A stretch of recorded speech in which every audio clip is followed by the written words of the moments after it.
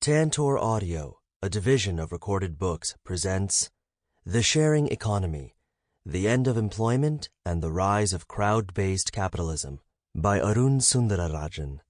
Narrated by Vikas. Introduction.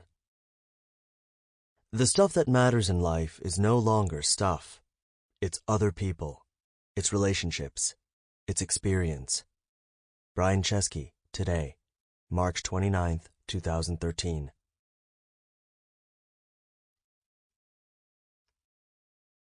I live in Manhattan. I don't own a car, which isn't unusual. Less than 1 in 4 Manhattan households own a car. But sometimes I need a car, and it's hard to find an affordable rental car in Manhattan.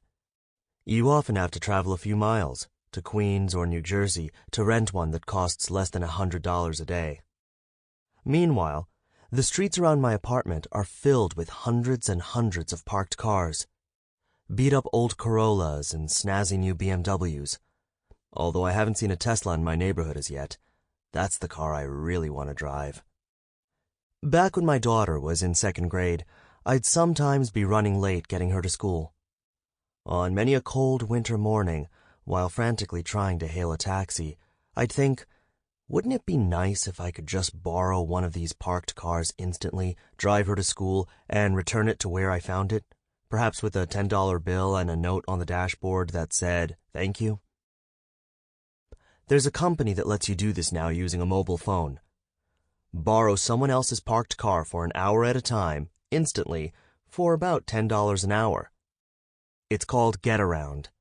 I came across Getaround quite by accident in 2011, and not while trying to boost a vehicle during an early morning school run. I'll get to this in a few minutes. I thought about Getaround and my vision of Manhattan-wide seamless peer-to-peer car borrowing when, in December 2012, I read Mary Meeker's supplement to her annual Internet Trends report. Meeker, a pioneering technology analyst during the dot-com era of the late 1990s, has been issuing this influential annual report since 1995. Her supplement emphasized how we are now reimagining everything from interfaces to lending in a way that foreshadowed the ascent of an asset-light generation. In settings that ranged from commercial real estate and corporate labor to personal banking, travel, entertainment, and transportation, Meeker illustrated a range of digitally enabled business models and consumer experiences that were catalyzing the descent of our industrial-era structures. A series of juxtaposed contrasting images in her PowerPoint slides pictured the stark differences between the so-called asset-heavy versus asset-light generations. An elderly vinyl enthusiast amid boxes and boxes of records versus screenshots from the streaming music services Spotify, Pandora, and iTunes. A high-rise Ramada Inn versus a treehouse for rent on the peer-to-peer accommodation platform Airbnb. Full-time workers seated ear-to-ear in endless rows versus an internet-based freelancer marketplace. As straightforward as an illustrated children's book, the message from Meeker's slides was clear. Stuff owned for one's personal use, brick-and-mortar institutions, hard currency, and on-site salaried permanent jobs were on their way out, and shared access, virtual exchange, digital money, and flexible on-demand labor were in. At the time I leafed through Meeker's slides, I knew that her prediction of an asset-light generation was merely one slice of a broader economic and social change that was already well underway. A radical shift toward new ways of organizing economic activity that will become increasingly dominant in this century. The assortment of behaviors and organizations that many of us optimistically call the sharing economy are early instances of a future in which peer-to-peer exchange becomes increasingly prevalent and the crowd replaces the corporation at the center of capitalism. A radical shift is underway. This kind of statement has become all too commonplace over the last 2 decades. Business executives seem resigned to the eventuality of persistent change, and especially change caused by digital technologies. Radical disruption, a concatenation of words that seems to suggest something quite avoidable in most situations, is a harbinger of wealth creation actively pursued by Silicon Valley investors. We have been nurtured by a steady diet of TED Talks to expect bold claims about digital technologies being a catalyst for revolution, a panacea for the world's big problems. I would therefore not be surprised if some listeners met my assertion of impending transformation with weary skepticism. So let's step back and start to understand what the sharing economy is by considering a small sample of these new behaviors. Many of us, some 70 million as of 2016, have stayed in someone's spare bedroom or rented someone's entire home through the Airbnb platform as a way of getting accommodation in a city or town we are visiting for a few days. Many others have swapped their homes through Love Home Swap, Debbie Wasco's membership platform that I discovered in February 2012 when Mashable's Erica Swallow, a technology entrepreneur and one of my favorite former NYU students, discussed her excellent early article on the sharing economy with my undergraduate class. You can transport yourself across short distances using apps like Lyft and Uber, platforms that connect drivers who have cars and are willing to give rides to people who need them. If a chauffeured car or taxi on demand doesn't suit your mobility needs, you can get space in a bus using the Didi Kuadi app in China, or hail an auto rickshaw using the Ola platform in India. You can get access to someone else's car for a few hours or a few days through the peer-to-peer rental platforms GetAround and Turo, formerly Relay Rides, in the United States, Drivey in France and Germany, Snapcar in the Netherlands, Easy Car Club in the UK, and Your Drive in New Zealand. You can get a meal with others at someone's dining table through social dining platforms like Eat With in Barcelona, Feastly in New York, or VisEat in Paris that allow people who enjoy cooking to have others visit their home and join a lunch or dinner. With as little as £100 in liquid assets, you can make an interest-bearing loan of £20 or more to a small business that you like through the peer-to-peer lending platform Funding Circle. You can offer up your services as a home cleaner, handyman, plumber, electrician, or painter, or hire a freelance worker who has these or other skills through the labor marketplaces Handy, TaskRabbit, and Thumbtack. Getting set up to receive these services from your peers is often as easy as installing an app and proving your identity by sharing data from a valid Facebook account. Becoming a provider, a supplier who is a source of these shared services, is quite simple as well. In his informative and entertaining February 2015 Time magazine cover story, Tales from the Sharing Economy, the journalist Joel Stein described his journey through different roles as a provider in the sharing economy. Besides a rental car company, I became a taxi driver, restaurateur, and barterer, as he put it, further noting that he would have also become a kennel and a hotel if it weren't for the objections of my lovely wife, Cassandra. If these activities, borrowing someone's home, getting a ride, borrowing a car, sharing a meal, lending money, getting help with your home improvement, doesn't seem especially new to you, it's because they aren't. Perhaps then, what is new is the fact that this isn't gift economy exchange, but mediated by money. Stein's use of commercial labels for the sharing he engaged in underscores the point that while all of these examples do involve sharing, in a sense, of space, of a car, of food, of money, of time, none of these services are offered for free. You get paid by the person you provide to.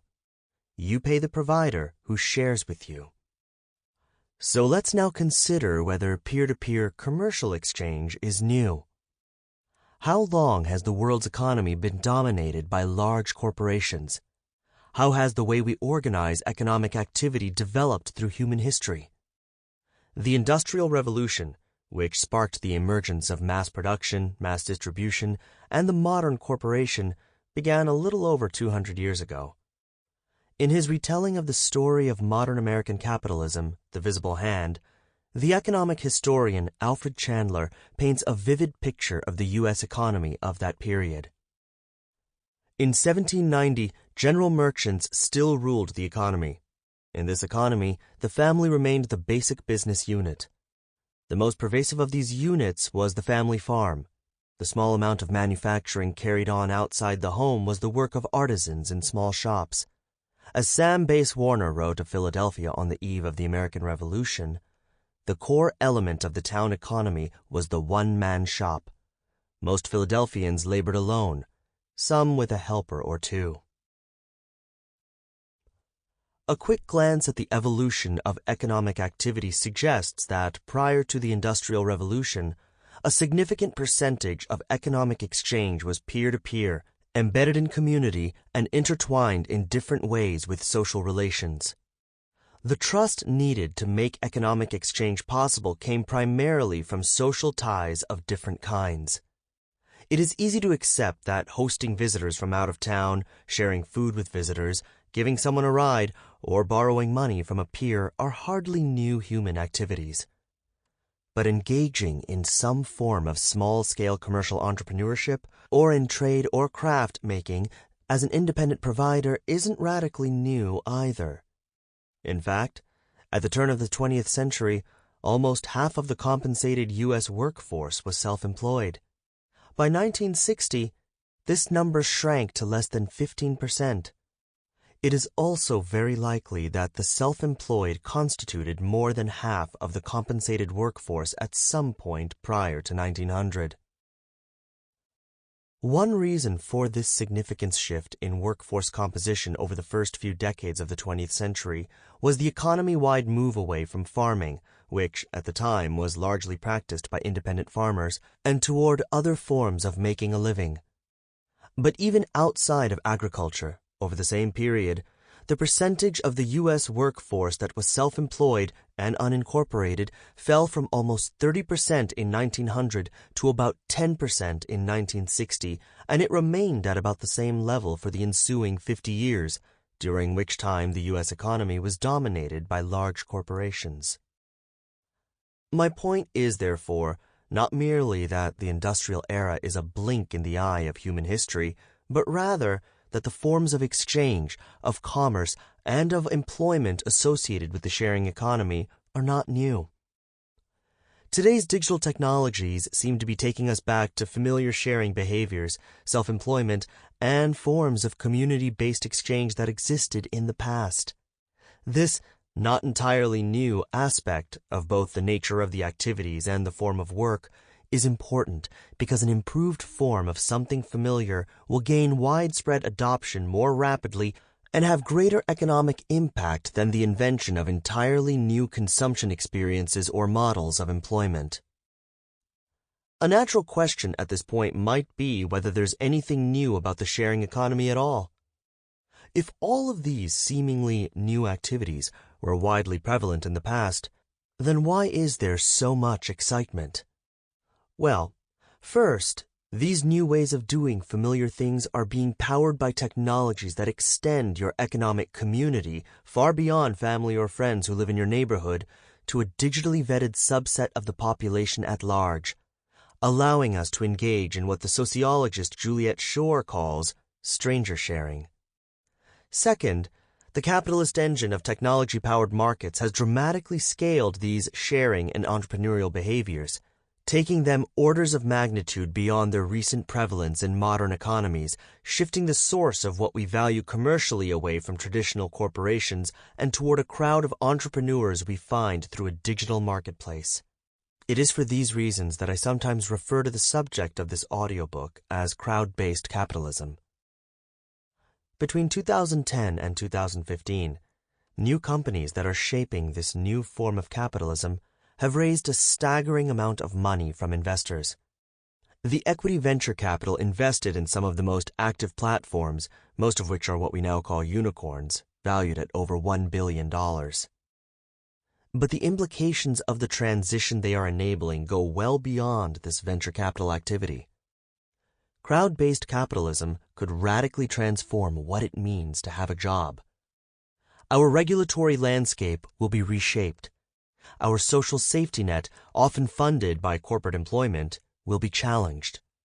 The way we finance, produce, distribute, and consume goods, services, and urban infrastructures will evolve.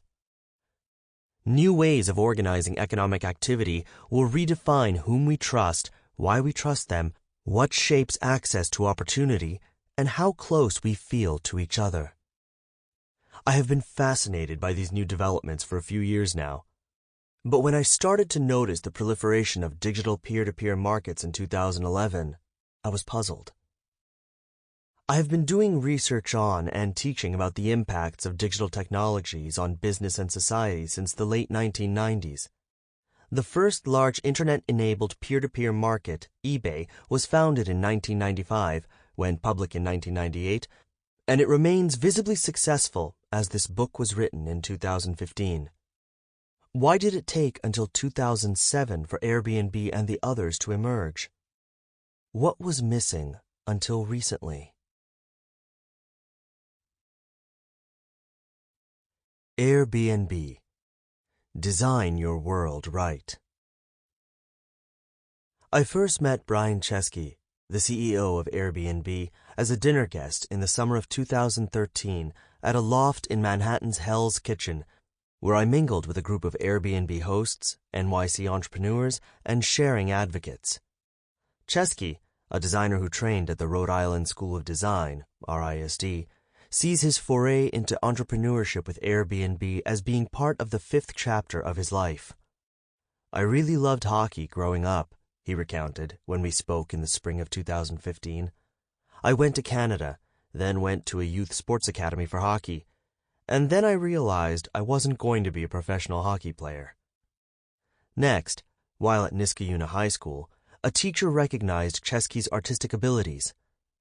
Growing up, I really looked up to Norman Rockwell and encouraged him to pursue his art, which culminated in his work being exhibited at the U.S. Capitol when he was 16.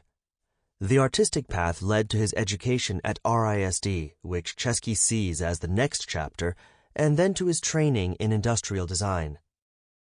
Chesky's vision for Airbnb was modest when he began. The motivation for starting Airbnb was to be able to pay our rent in October 2007. I remember I had a rent check that was $1,150. Our landlord had raised our rent. This international design convention was coming to San Francisco one weekend. All the hotels were sold out, and so we had this idea. What if we turned our house into a bed and breakfast for the design conference? Joe, Gebbia, also an Airbnb co-founder, as well as Chesky's college friend and apartment mate at the time, had 3 airbeds. We pulled them out of the closet. We called it the Air Bed and Breakfast. That its mission was kind of pure, to solve a problem and to help people, I think that maybe therein lies a little bit of the beauty in it, Chesky continued. Of course, by the time I met Chesky in 2013, he and his co-founders, Gebbia and Nathan Blecharczyk, had taken Airbnb from the tiny Air Bed and Breakfast to a global platform with hundreds of thousands of hosts, people who rent their spare bedrooms, apartments, houses, tree houses, beach homes, boats, and more to millions of paying guests, and over $100 million in venture capital funding. And as of 2016, their exponential growth continues. As Blecharczyk noted during a panel discussion at the 2016 World Economic Forum meeting in Davos, to date, 70 million guests have now stayed in a stranger's home, and 40 million last year alone, so last year was more than the previous 7 years combined. Part of the promise I have always sensed in Airbnb's business model is the huge economic efficiency it seems to represent. People have accommodation space they aren't always using. Other people sometimes need space for a short period of time. If an internet-based platform can connect the people with space with the people who need it, won't the economic gains have to arrive at some point? Rather than making billions of dollars of capital investment into constructing dedicated units for short-term accommodation, hotels, why not tap into the millions of sometimes empty apartments and spare rooms around the world? The Airbnb way could thus be a compelling microcosm for why the economic fundamentals of crowd-based capitalism are simply superior to those of the industrial era. The interest Airbnb and its sharing economy brethren attract from government regulators reflects, in part, this disconnect between the new and the old. Could it be that the regulations developed to keep guests safe in an era of full-time hoteliers with dedicated buildings may simply not fit the world of Airbnb, where the boundaries between one's personal space and what's available for rent by a guest are rapidly blurring? Might the genesis of a different regulatory approach already be taking place across peer-to-peer platforms? But there's more to why I find Airbnb interesting as a company. The company has rapidly created a sophisticated organization. Its public relations and marketing is among the savviest of all the sharing economy startups I've encountered. It conducts government relations with nuance, and perhaps most compellingly, and often in contrast with Uber, its community of providers genuinely seems to love the platform and what it represents. In November 2014, I wrote an article for Harvard Business Review contrasting the platform culture of these two giants of the sharing economy, conjecturing that part of the difference, perhaps, has to do with Chesky's background in design. Chesky agreed. "One of the guiding principles of my life is to live in a world of my own design," he told me. "And that can be your life, a company, the world you want to live in. And so I think we have rethought a lot of things, starting with our core business and going to our culture. Our culture is designed. I don't believe in inevitability or destiny. I believe that whether you design a culture or not, it will be designed for you, so you better design it because you might not otherwise like where you end up." It's an inspiring philosophy. Design your world right. If you don't, it will be designed for you, and you might not like what you end up with.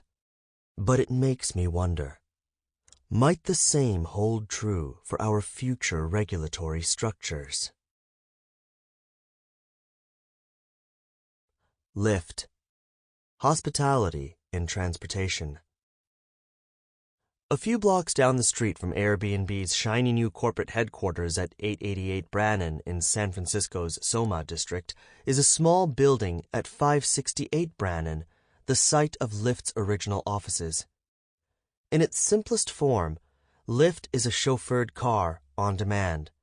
You open the app, you tell it where you are, it shows you cars nearby, you request a car, and you get picked up in a few minutes. In a more sophisticated use case, you turn on your Lyft app when you drive to work, put in your destination, and others who might want to travel a similar route can pay you a little for a seat in your car. Carpooling on demand, but flexibly, on your own schedule. Over the years, my Lyft drivers have included stand-up comedians, software engineers, DJs, school teachers, a retired CIO, a digital marketing executive between jobs, and numerous college students. Taking a Lyft is a completely different customer experience from hailing a cab. You sit in the front seat and have a conversation with a peer. It is like getting a ride with a new acquaintance. I visited Lyft at 568 Brannan in fall 2012 at the invitation of Emily Castor, an early employee who is currently their self-described resident transportation wonk and who was kind enough back then to accelerate my approval as a Lyft passenger so that I could use their service to get to the meeting. The car that came to pick me up was instantly recognizable, adorned with Lyft's giant pink mustache.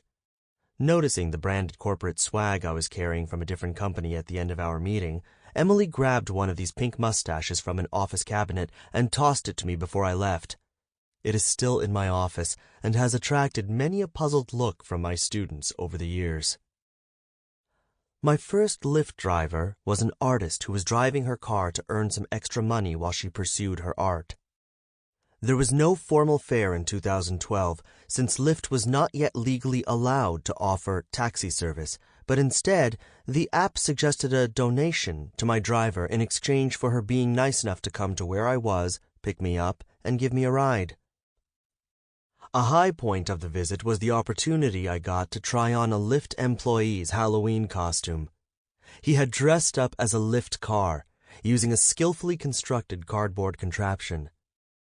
3 years later, Lyft had raised over $1 billion in venture capital, including $100 million from the legendary investor Carl Icahn, and was in 60 cities around the United States. Although often in the news because of the bruising battles it has waged with Uber for market share, Lyft projects a decidedly kinder and gentler feel than their larger competitor, even as they have graduated from the giant pink mustaches to a more subtle branding strategy. Their co-founder and president, John Zimmer, with whom I have had many fascinating conversations over the years, has famously said that he doesn't see Lyft as competing with Uber, but rather as competing with people driving alone. For me personally, it was my interest in hospitality, Zimmer told me when I asked him about his motivation for starting Lyft. There are two main pieces in hospitality success: providing an amazing, delightful experience and having high occupancy. Both of these aspects were missing from transportation. He broke the occupancy dimension down further for me. Vehicle utilization is about 4%. Occupancy in those cars is about 20%. So you basically have about a 1% utilization rate on something that accounts for about 13% of global GDP. I saw that as a big opportunity. Zimmer has a point. There's immense excess capacity in cars around the world. Americans alone spend about $1 trillion each year buying new and used cars. Around the world, governments spend billions of dollars building elaborate public transit systems, often imposing crippling costs of both money and inconvenience on their city economies. Could apps like Lyft promise a different approach to building urban transportation infrastructure, foreshadowing a new kind of crowd-based public-private partnership, one that uses digital technology to tap into decentralized excess capacity rather than creating new monolithic centralized systems? The rise of the on-demand workforce. One of the things that set Lyft and Uber apart from Airbnb is that the weekly time commitment of their providers, the folks who are sharing their time and assets to provide a service through the platform, is markedly higher. Although David Estrada, Lyft's then head of government relations, told me in 2014 that 2/3 of Lyft's drivers drive less than 15 hours a week, that's still a number approaching what might be considered a part-time occupation of sorts.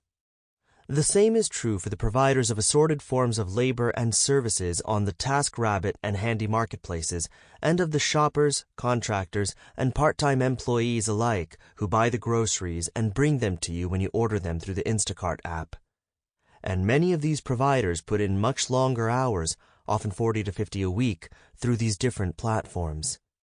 A growing number of people worry if this is an early glimpse into a future of work with less reliable benefits and more uncertainty about where your next paycheck is coming from. Of course, it is not immediately clear that this future is inferior. Perhaps the flexibility and fluidity of contracting through digital platforms rather than working a day job can be empowering. Indeed, as Zimmer pointed out to me, we have a lot of single parents who are doing this because they really can't work a 9-to-5 job when they have to pick their kids up from school, from appointments, and they always want to be available for the activities their kids have. Granted, working on demand for multiple platforms can be appealing, maybe even empowering, but there's also something empowering about getting a fixed periodic paycheck. It helps plan a future, something that is challenging when one's income fluctuates based on the vagaries of supply and demand on a set of apps. Besides, as other platforms specialize service labor more and more, there's a growing specter of enhanced future social inequality. The winner of TechCrunch's widely observed Disrupt Entrepreneurs Challenge in 2014 was a platform for personal home assistants founded by 2 Harvard Business School MBAs, Marcella Sapone and Jessica Beck, called Hello Alfred, a name evocative of the eponymous butler whose dedicated service assists his employer's secret life as Batman. Of course, unlike the original Alfred, as noted by journalist Sarah Kessler in her delightful 2014 article about the challenges of making one's apartment butler-worthy, this modern-day platform-based version is a butler that doesn't have to live in your home. And Alfred is just the tip of the on-demand personal service iceberg. In a May 2015 Wall Street Journal article titled, "There's an Uber for Everything," Jeffrey Fowler describes a subset of the dizzying array of new and narrow personal services, starting with his favorite, Lux. A marvel of the logistics only possible in a smartphone world, Lux uses GPS to offer a personal parking valet. It's magical. When you first get in your car, you open the Lux app to tell it where you're going. Then Lux tracks your phone as you make your way so that one of its valets... Sample complete. Ready to continue?